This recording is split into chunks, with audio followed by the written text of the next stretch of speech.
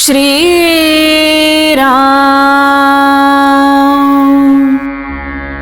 संगतीचं जीवनात अतिशय महत्त्व आहे. आयुष्यात संगतीला फार महत्त्व आहे. संगतीचा परिणाम विनासायास आणि बराचसा नकळतच होत असतो. संत संगती लाभणं ही अत्यंत भाग्याची गोष्ट. ती पूर्वपुण्याईमुळेच लाभते. ज्याच्याशी आपण संगत करावी त्याचे गुणधर्म आपल्याला येऊन चिकटतात हे आपण पाहतो. समजा काही लोकांनी इथे यायचं ठरवलं. एकाने विचार केला की आपण पायी जाऊ, दुसरा बैलगाडीने निघाला, तिसऱ्याने आगगाडीने प्रवास केला, तर चौथा मोटारने आला. सगळेजण जर एकाच ठिकाणाहून निघाले तर साहजिकच मोटारीने येणारा सगळ्यात आधी पोहोचेल. म्हणजे ज्याच्याशी संगत केली त्या वाहनाचे गुणधर्म त्याला विनासायास लाभले. संगतीची दुसरी गंमत अशी आहे की ज्याच्या संगतीत आपण जातो त्याच्या पुढे आपलं कर्तृत्व लोप पावतं. इथून पुष्कळ मुलं शिक्षण घेऊन पुढे कोणी वकील झाले तर कोणी डॉक्टर. परत इथे आल्यावर त्यांनी इथल्या मुलींशी लग्न केली. त्या मुली फारशा शिकलेल्या नसतील, परंतु वकिलाशी लग्न केलेली वकिलीणबाई झाली आणि डॉक्टरांशी लग्न केलेली डॉक्टरीण झाली. असं जर देहाच्या संगतीने सामान्य माणसाचेही गुणधर्म आपल्यात येतात तर सत्संगतीचा परिणाम किती होत असला पाहिजे.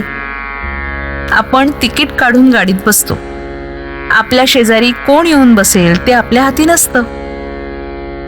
तो विडी ओढणारा असला आणि आपल्याला धूर सहन होत नसला तरी नाईलाजानं तिथेच बसावं. व्यसनी किंवा विषयी माणसाची संगत ही अशी तापदायक आणि घातक असते. उलट सत्पुरुषाची संगत ही उत्तम आणि लाभदायी असते. सत्संगतीपासून सद्वासना आणि सद्विचार प्राप्त होतात. एखादा साधू बैरागी असेल, झाडाखाली बसला असेल, तो स्वतः उपाशी असेल तर त्याच्याकडे येणारी मंडळीही उपाशी राहतील. समर्थांकडे कोणी गेला तर ते म्हणतील, मी भिक्षेची झोळी घेतो, तूही घे.